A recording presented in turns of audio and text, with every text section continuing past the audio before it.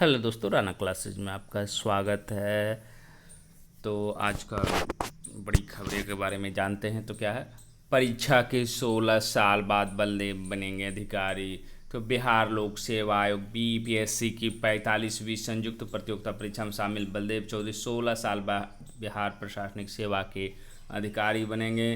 सामान्य प्रशासन विभाग ने गुरुवार को नियुक्ति के संबंध में नोटिफिकेशन जारी कर दिया। संयुक्त सचिव राम शंकर के अनुसार बीपीएससी ने 2004 में 28 पदों के विरुद्ध नियुक्ति के लिए सफल एवं सुयोग्य अभ्यर्थियों की अनुशंसा की थी। इसमें अभ्यर्थी बलदेव चौधरी अनुक्रमांक 16-25-08 की समान अध्ययन द्वितीय उत्तर पुस्तिका रद्द कर दी। रद्द करने का कारण आयोग ने उत्तर पुस्तिका से छिड़कानी बताया था। इसके विरोध में अभ्यर्थी ने पटना हाईकोर्ट में अपील दायर की। इसमें सुनवाई करते हुए कोर्ट ने मार्च 2012 में अभ्यर्थी के पक्ष में फैसला सुनाया। आयोग ने फैसले के विरोध में 2012 में एलपीए दायर की। इसमें भी फैसला अभ्यर्थी के पक्ष में ही आया। हाईकोर्ट ने बलदेव चौधरी के समान अध्ययन पेपर 2 के प्राप्तांक को जोड़ते हुए परीक्षा फल को संशोधित करने का आदेश दिया। इसके विरुद्ध आयोग है जो 2013 में क्या चला गया, सुप्रीम कोर्ट में चला गया। सुप्रीम कोर्ट में सुनवाई के बाद भी हाईकोर्ट ने बरकरार रखते पिछले साल सूची संशोधित करने का आदेश दिया था। उत्तर पुस्तिका मान्य होने के बाद क्या हो गया, उक्त विषय के 111 अंक है जो कि एवं साक्षात्कार के 81 अंक तथा पूर्व के 728 अंक को जोड़कर कुल 920 अंक के आधार पर मेधा सूची क्रमांक 96 से कितने चले गए, ये 4 पर चले गए। बीपीएससी ने मेधा सूची को संशोधित किया। इसके आधार पर बिहार प्रशासनिक सेवा में सामान्य कोटि के लिए उपलब्ध रिक्ति के विरुद्ध नियुक्ति की अनुशंसा की गई। सुभाष कुमार अनुक्रमांक 13, 73, 75 पिछड़ा वर्ग की रिक्ति के विरुद्ध अनुशंसित थे, जिन्हें आयोग ने अब बिहार शिक्षा सेवा आरक्षित अनारक्षित कोटि की रिक्ति के विरुद्ध अनुशंसा की है। सुभाष कुमार वर्तमान में अनुमंडल पदाधिकारी बीरपुर सुपौल के पद पर उन्हें बिहार शिक्षा सेवा नियुक्ति के लिए बिहार प्रशासनिक सेवा से अधिसूचना निर्गत होने की तिथि से विरमित किए गए हैं। तो मतलब क्या है कि एक चीज़ तो तय है कि इनको है जो कि ये चेंज किया गया है उन्हीं के स्थान पर जो ये चौथे स्थान पर थे, और जो 4 पर चले गए थे और 4 वाले को क्या किया गया, ये इनको है जो कि इनकी रैंकिंग जो चेंज हुई। तो इसमें सबसे बड़ा सवाल है कि क्या ये जो मेरिट लिस्ट चेंज हुई ये सभी की चेंज हुई या ये दोनों की ही चेंज हुई, इसमें ये स्पष्ट नहीं है। तो अगर इस तरह से कहा जाए तो माना जाए कि ये पूरी मेरिट लिस्ट ही चेंज हुई है, और अन्य अखबारों में इसके स्पष्टीकरण में कुछ तो ये इसमें भी है। बलदेव कॉपी रद्द कर दिया गया था 111 जोड़ने पर 96 घटकर श्री चौधरी को उन लिस्ट आगे इससे चौथे रैंक में आने से इस परीक्षा में चयनित बिल्कुल कार्यक्रम मेरिट लिस्ट नीचे आ गया। तो मतलब क्या है कि बहुत सालों के बाद भी ये जो कि मेरिट लिस्ट है जो कि कहीं ना कहीं चेंजिंग हुई है, और जिसके कारण है जो कि पद भी चेंज हो सकता है। और ऐसा बीएसएससी सीजीएल 1 में भी जो रिजल्ट आने वाला, क्योंकि मेरिट लिस्ट ही चेंज होगी, रिजल्ट चेंज होने का मतलब होगा मेरिट लिस्ट चेंज होगी। उसके बाद अगर रिक्तियाँ रही तो उनके विरुद्ध जो कि समायोजन किया जाएगा। तो देखना बीएसएससी सीजीएल 1 किस तरह से रिजल्ट निकालती है। और ये बताया था कि लगभग आपको सेकेंड वीक तक है जो कि आपको रिजल्ट आ जाएगा, क्योंकि अभी लॉकडाउन है और ऑफिस भी लगभग खुली भी है तो उतने ढंग से नहीं खुली है। तो ये रहा। और दूसरी खबर क्या रहा, महिलाओं के स्थायी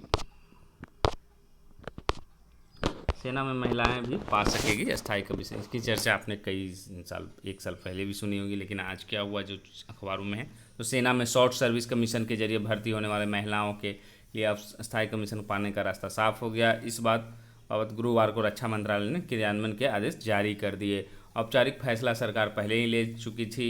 सेना ने प्रवक्ता ने बताया कि सेना के सभी 10 अंगों में महिला अफसरों को स्थायी कमीशन देने का आदेश जारी हो गया है। इनमें सैन्य, वायु रक्षा, सिग्नल इंजीनियर, सैन्य विमानन, इलेक्ट्रॉनिक्स एवं मैकेनिकल इंजीनियर, सैन्य सेवा कोर, सैन्य ऑर्डिनेंस कोर और खुफिया कोर शामिल है। ये 8 नए अंग जोड़े गए हैं, जो कि न्यायाधीश, महाधिवक्ता व सैन्य शिक्षा कोर में महिला अफसरों को पहले से ही स्थायी कमीशन की व्यवस्था है। अब जल्द ही चयन बोर्ड गठित होगा। इसमें स्थायी कमीशन चाहने वाले महिला अधिकारी को आवेदन करना होगा।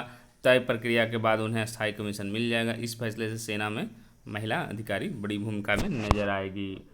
फिर ये जो कल मैंने जो अखबारों में दिया था, या ये जो कल आपको बताया है उसका अखबार में भी आया है, तो काम में कोताही पर 50 से अधिक उम्र के सरकारी कर्मियों की जाएगी नौकरी। तो 50 की उम्र पार कर चुके सरकारी नौकरी कर्मियों की साल में 2 बार सत्यनिष्ठा की जांच समीक्षा समिति के माध्यम से कराई जाएगी। अगर सत्यनिष्ठा संदिग्ध पाई गई तो समिति के लिए अनिवार्य सेवानिवृत्ति की अनुशंसा करेगी। सेवा की अनुशंसा है जो कि करेगी। समान प्रशासन विभाग ने गुरुवार को इस से संकल्प जो मैंने बताया था। समीक्षा का आधार यह होगा कि सरकारी कर्मी की दक्षता व आचरण कैसा है। अगर उन्हें सरकारी सेवा में बने लोकहित में न्याय नहीं हो रहा तो उन्हें सेवा से मुक्त कर दिया जाएगा।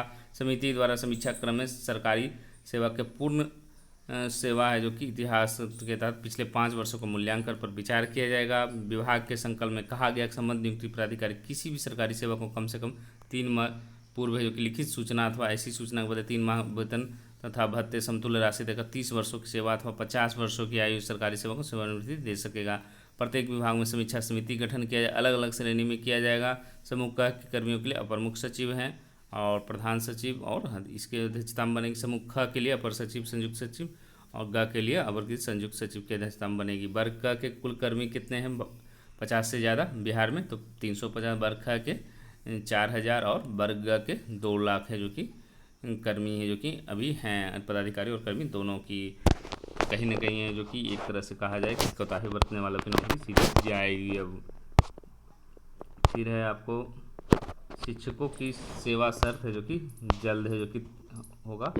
राज्य के 4 लाख नियोजित शिक्षकों व पुस्तकालय अध्यक्षों की संशोधित सेवा शर्त के ड्राफ्ट को इन दिनों अंतिम रूप दिया जा रहा है। इस काम में शिक्षा विभाग के 33 अफसरों की टीम लगी हुई है। नियोजित शिक्षकों व पुस्तकालय अध्यक्षों की सेवा शर्त में सुधार इसी माह सरकार द्वारा पुनर्गठित कमेटी के समक्ष विभाग ने जो एक प्रारूप रखा था उसमें आए सुझावों के मद्देनजर अब इसे अंतिम रूप दिया जा रहा है।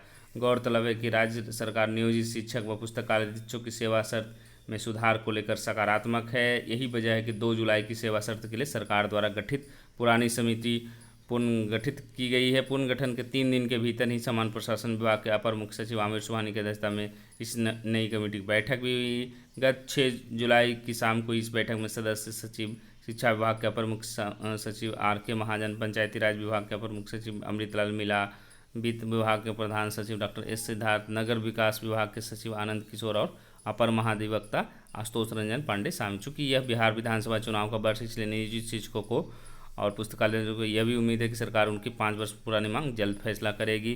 शिक्षा विभाग से मिली जानकारी के अनुसार मुताबिक नियोजित शिक्षकों व पुस्तकालय अध्यक्षों के मौजूदा सेवा शर्त का जो ड्राफ्ट तैयार हुआ है उसे शिक्षकों की समीचीन उन्हें अधिकाधिक हितधारी बनाने की कवायद की जा रही है। इससे कमेटी में मिले सुझावों पर भी काम किया जा रहा है। ड्राफ्ट तैयार होते ही इसे कमेटी के समक्ष रखा जाएगा। और क्या खबर है, दूसरी जो बटालियन में BMP के इंस्पेक्टरों की बदली नहीं होगी। बिहार मिलिट्री पुलिस में है जो कि सिपाही से इंस्पेक्टर तक के कर्मियों का तबादला दूसरी बटालियन में नहीं होगा। पुलिस कर्मियों को प्रोन्नति के लिए जरूरी अथवा विशेष परिस्थिति में ही दूसरी बटालियन को स्थानांतरित किया जा सकेगा। तबादलों और पदस्थापन को लेकर पिछले महीने पुलिस मुख्यालय ने जो आदेश जारी किया था BMP जवानों पर वह लागू नहीं होगा, मतलब दूसरी बटालियन में ये नहीं जा सकते हैं। उसके बाद एक और खबर है, क्या है, लोको पायलट और ट्रैक मेंटेनेंस के लिए स्वैच्छिक सेवानिवृत्ति स्कीम का प्रस्ताव।